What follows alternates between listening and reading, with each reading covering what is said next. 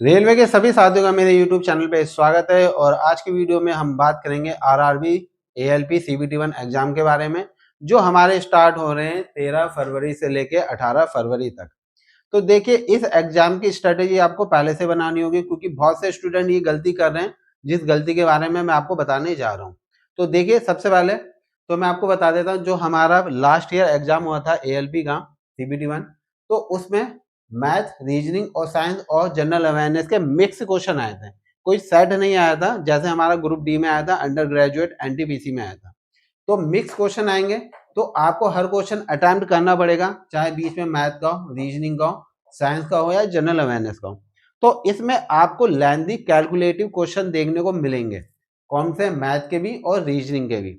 बच्चे क्या करते हैं, उन क्वेश्चन को अटेम्प्ट करते हैं और अपना कीमती टाइम जो है वो बर्बाद कर देते हैं और देन उसके बाद वो सारे क्वेश्चन अटेम्प्ट नहीं कर पाते। जैसे कि मैं आपको बता दूं, मैथ के हमारे कितने क्वेश्चन है 20, रीजनिंग के 25, साइंस के 20 और जनरल अवेयरनेस के 10। तो टोटल जो हमारे क्वेश्चन है वो है 75। ठीक है। अब मैथ को अगर हम ज्यादा से ज्यादा टाइम दें तो हम 25 मिनट हमें लगेंगे इसे सॉल्व करने में, 20 क्वेश्चन को।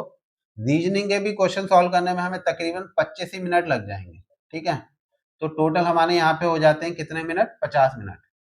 ठीक।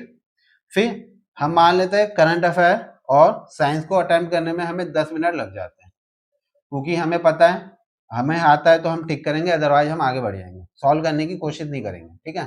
तो टोटल अगर देखेंगे तो हमारे पास 60 ही मिनट है और ये 60 मिनट हमारे यूज हो गए।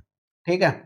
अब बच्चे क्या कर रहे हैं, मैथ के और रीजनिंग के लेंथी और कैलकुलेटिव क्वेश्चन को पहले अगर अटेम्प्ट कर लेते हैं बिना स्किप करें तो वो अपने जो ये 75 क्वेश्चन आप देख रहे हैं, ये इसमें से सिर्फ 65 क्वेश्चन या 70 क्वेश्चन ही रीड कर पाते हैं। अटेम्प्ट करने की बात अलग है, सिर्फ रीड कर पा रहे हैं।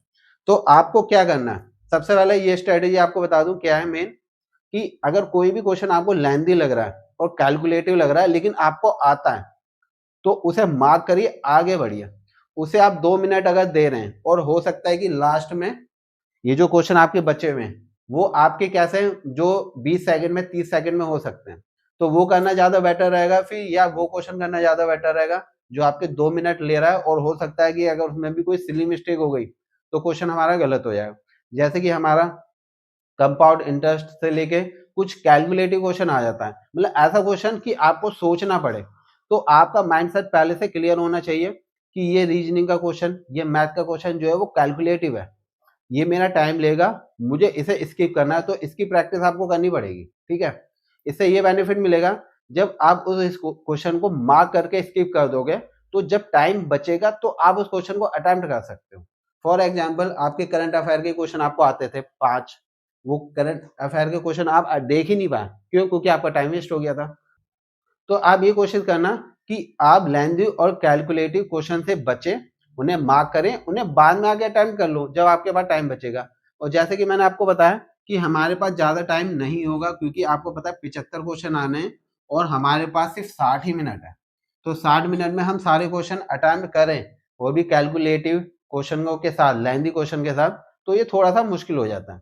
और एक चीज मैं आपको और एक बता देता हूँ कि लास्ट ईयर के जो पीवाईक्यू है हमारे एएलपी के, वो मैं अपने चैनल पे वीडियो डालता रहता हूं, तो आप उस वीडियो के जरिए उन पीवाईक्यू को सॉल्व कीजिए और मैथ और रीजनिंग पे ज्यादा ध्यान दीजिए क्योंकि इसमें से 45 नंबर के क्वेश्चन हमारे आ रहे हैं और आपको पता है यहाँ पे एक्यूरेसी हमारी सबसे बेस्ट होती है। ठीक है। तो आप इसके लिए क्या करिए, इसको प्रैक्टिस सेट हमारा जो है चैनल पे जाके इसे सॉल्व कीजिए और साइंस के न्यूमेरिकल पे भी ज्यादा ध्यान दीजिए क्योंकि 2 से 3 या 4 क्वेश्चन हमारे साइंस के न्यूमेरिकल में आ रहे हैं। तो आप उसे अगर करोगे तो आपको पता है न्यूमेरिकल सॉल्व करने में ज्यादा टाइम लगता है लेकिन एक्यूरेसी बढ़ती है। आप 20 के 20 क्वेश्चन नहीं कर सकते हो अटेम्प्ट, लेकिन अगर 20 के 20 न्यूमेरिकल होंगे तो अटेम्प्ट कर सकते हो ना साइंस में। तो बस यही चीज है, जहां से नंबर आसानी से आ सकते हैं। क्वेश्चन आप 10,000 पढ़ लो साइंस के, 20,000 पढ़ लो, गारंटी नहीं है उसमें से आए, लेकिन आप 6 चैप्टर साइंस के सॉल्व कर लोगे न्यूमेरिकल के तो 2-3 नंबर 4 नंबर आसानी से, अगर वो न्यूमेरिकल आ जाता है तो आपको आसानी से मिल जाएंगे। तो ये मेरी सिंपल स्ट्रेटेजी थी। जो हमेशा बच्चे गलती करते थे कि वो लाइन वाइज सारे क्वेश्चन अटेम्प्ट करते थे लेकिन उसमें लेंथी क्वेश्चन भी थे, सिंपल क्वेश्चन भी थे। लेंथी क्वेश्चन के चक्कर में वो अपना सारा टाइम जो है वो लेंथी क्वेश्चन में वेस्ट कर देते हैं और पूरे 75 क्वेश्चन अटेम्प्ट नहीं कर पाते। तो मेरे हिसाब से यही सबसे बेस्ट है।